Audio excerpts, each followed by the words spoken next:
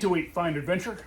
Today we're going to install an air intake system on my Honda Ridgeline. I've already installed a TRD piece on the Tundra. I've done nothing to the Subaru, but I'm going to install this on this Ridgeline because I hear it makes it sound really good. And what I got was, I ordered this intake from PRL Motorsports. You can get the intake pipe that goes between the airbox and the throttle body that's attached to your manifold, or you can get the high volume air piece, which is kind of like where the air goes into the engine. It's kind of a bigger scoop, and that feeds to the airbox. So you've got one leading to the airbox and one leading away from the airbox into the throttle body. So I got both of those, and I will put a link under the video in the description if you want to check out their website and see what I got. And so please comment below if you have any questions. There was a few things about this that you'll see in the video that I mentioned. And if you have any questions, just drop a comment. I'll be glad to answer them. And yeah, let's get this thing installed and listen to it. All right, guys, we got the high volume intake air duct by PRL Motorsports, and we got the silicone intake hose kit from the same company. We're going to put this whole kit on the Honda Ridgeline. This will also fit the Passport and I think the Pilot. These go on really easy. They just replace parts and you get rid of all the resonators for a nice throaty sound. So let's get going on this. All right, so first things first, let's remove the hood. Let's take a good look at the engine bay and what we need to remove. You've got your engine covers, of course, that have to come off. The air intake with the resonators will be a first piece that comes off. Then you're going to remove another resonator that's below the airbox and the corrugated hose that runs from the airbox to the throttle body, which is under the engine cover. It's fairly simple to do. If your vehicle's older like mine, you might have trouble removing some of the parts, or excuse me, some of the bolts. So be careful not to break any off. I did break one, and I'm going to have to use an easy out to fix that. Or if you've got a better suggestion, let me know. All right, so I brought my son along. I'm teaching him how to work on cars and the difference between snug and tight when it comes to, working with bolts and nuts so you don't strip them or break them off. And, of course, he witnessed me breaking one off. So it was just jammed. I think it was just oxidized and locked in there. There was nothing we could really do. Sometimes that's the case. So after you remove the engine cover, and do it gently so you don't lose any of the grommets, you've got everything out of the way so you can start removing the factory air intake and the resonators. There are two push pins that I'm unscrewing right now, or that my son is unscrewing right now. And those are the only two on the front that you will need to do. And they hold the air intake onto the, the hood scoop that attaches to the grill. But really that's all you have to do is those two push pins. Okay, now we're going to remove the OE air intake and resonators that looks like this. It's only held on with a rubber sleeve. So you twist it back and forth, and then it pops right off. Then you can sit this piece aside. Now I'm saving all these pieces just to let you know, in case I want to put them back on. Now the next piece we need to get off is the corrugated tube that runs between the airbox to the throttle body on the engine. So it has two, what I call radiator hose clamps that need to be unscrewed to loosen up. And then on the back side, there is a silver tube that feeds into this inlet on the corrugated piece. Now, it has a little bitty clamp you will need to loosen and push, kind of pull up on it to kind of get it out of the way. And then you can gently pull that tube out. Now that tube is connected to other rubber hoses that connect to your engine. So be careful, don't be rough. You don't want things to come apart or come off the engine that remain. So be careful at this step. Also note, before you remove the corrugated pipe, you will need to unplug the harness and put it aside. Okay, next you will need to remove the rest of the OE airbox. There's a couple of 10mm bolts you have to remove, and then you can lift the airbox out. You have to do this because there is a resonator under the airbox that you're going to remove and cap off. After you remove the OE airbox and the old resonator that's down by the wheel tub, you will cap it off with this rubber plug and clamp. This last resonator sits down below the airbox next to the wheel tub and has two 10mm bolts to remove. Now for the easy section, we're going to put all the new parts on. In this order, starting with the cap that goes on the bottom of the factory airbox, and it should come with a band so you can tighten that on.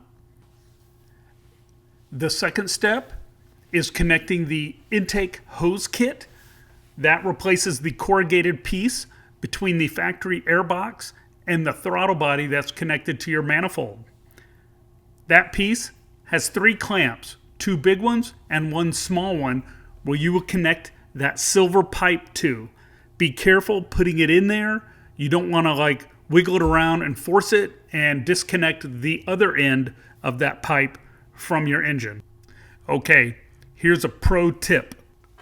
Okay, when installing the new intake hose kit that goes between the OE airbox and the throttle body connected to the manifold, go ahead and connect that to the airbox first. Clamp it to the airbox and then put the airbox in and go ahead and clamp that to the throttle body. Then install the metal tube. If you do it in that order, it works really well. It was really tight when I installed the airbox first and then tried to install that intake hose. So try it my way, you might find a better way. Okay, step 3 and 4 is connecting the high volume intake air duct to the airbox. You will start with the kind of what I would call the big mouth silicone piece. There is 2 clamps for that. You connect the smaller end to the actual OE airbox. Leave it loose at first because it does only fit at a certain angle, and then connect the big mouth or high volume intake, or what I call a hood scoop, to the big end of that silicone tube. Then you will use 2 push pins to complete it, and then you can go drive it around and listen to the great sound. Sometimes when you reuse those push pins, they break. And I've got this awesome kit that has several different types of those push pins. I use them on all my vehicles to replace the ones that break. I'll put a link under the video in the description if you're interested in seeing this kit.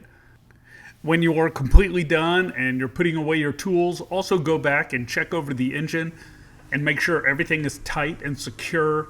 Make sure the harness is plugged back in. Make sure that metal tube is holding, the clamps are holding, and everything is real solid. Because remember, this engine's going to move around, so you want everything to be secure. And one thing to finish this off is I always go back and clean the parts that I just reinstalled because they'll have dirty, greasy fingerprints all over them. This silicone, by chance, just picks up dust and pollen. It must have a static with it, and it really picked up a lot of dust on the install. So I just go back and I just clean it up with some all-purpose cleaner and some microfiber cloths. All right, everyone, you tell me in the comments below, was it worth it? Does it sound good? I think it does. Give us some gas.